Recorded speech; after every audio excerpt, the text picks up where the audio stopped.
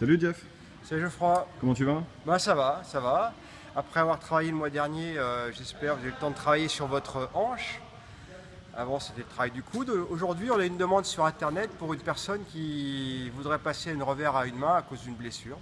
Donc on va parler aujourd'hui des fondamentaux du revers à une main pour ceux qui veulent débuter ou passer d'un revers de deux mains à une main pour différentes raisons. D'accord. Blessures. Pour s'entraîner, apprendre un mouvement, il faut le faire déjà à vide. Donc on va parler des fondamentaux à vide. Donc faire des répétitions à vide.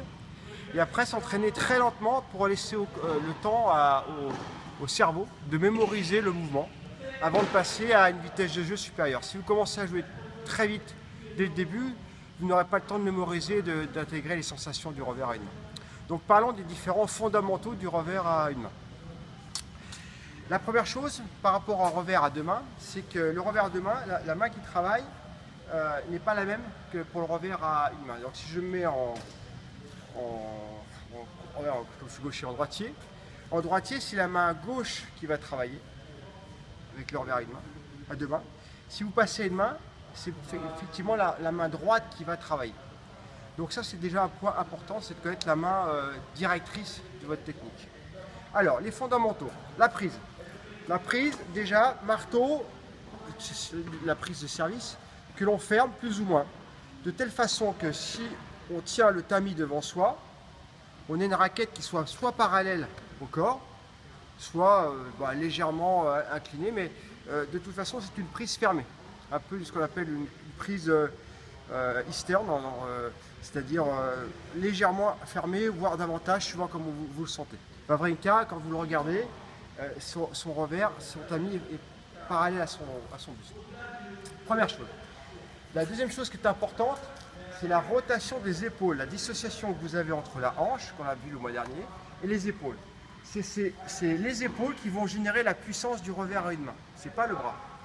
Au contraire, le bras doit rester relâché. Donc, les épaules, la prise, avec une raquette entre la verticale et 45 degrés, c'est ce qui générera le lift et la puissance. Ça, c'est le premier point clé. Le deuxième point clé, c'est le transfert dans la balle. C'est-à-dire qu'en vous appuyant sur la hanche arrière, il faut, juste avant de taper, transférer le poids vers l'avant. Et en même temps qu'on transfère, une descente de la raquette en bas. C'est-à-dire que le défaut qu'on peut voir, c'est que les gens tapent avec un coude fléchi, ce qui peut générer des tensions avec le tennis elbow. Le revers à une main se réalise avec un bras tendu. Donc au moment où vous avez un bras qui est incliné à 45 degrés, il faut descendre la raquette avec une tension du bras. Enfin, tension, le bras tendu mais relâché. Et c'est ce bras qui part librement dans la balle avec ce transfert. Donc ce mouvement, il a. Donc en haut, en bas, tendu, la frappe qui se réalise presque 1 mètre devant soi. Il faut qu'il y ait un espace avec un tamis vertical entre le corps et le bras tendu et la raquette qui est à la verticale. Et pour finir, une finition haute avec une symétrie des bras pour éviter d'avoir une rotation qui décentre la balle.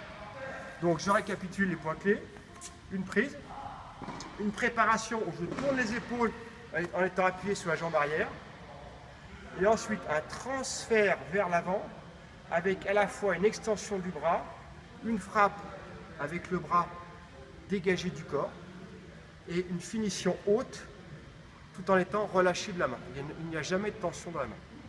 Donc voilà pour les fondamentaux que je vous conseille de travailler sur le revers à deux mains. Ok Jeff, c'est très clair. On fait une petite démonstration? Petite démonstration, oui. Ok Jeff, donc on va travailler avec les balles oranges pour avoir plus le temps de se placer. Prêt? Je tourne les épaules pour préparer, je tourne les épaules pour anticiper le revers. Donc je décale, la raquette est à la verticale. La position initiale. Ensuite, on lance la balle.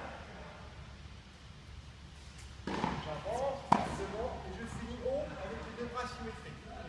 Encore. Je reprends. J'avance, haut, deux bras symétriques. Là. Voilà. Les deux bras bien écartés du corps. Et une dernière. Une dernière balle. Donc là, je prépare dans le rythme. Quand je suis un peu plus entraîné, où à la fois je descends, je remonte. Extension. Ok, merci Jeff.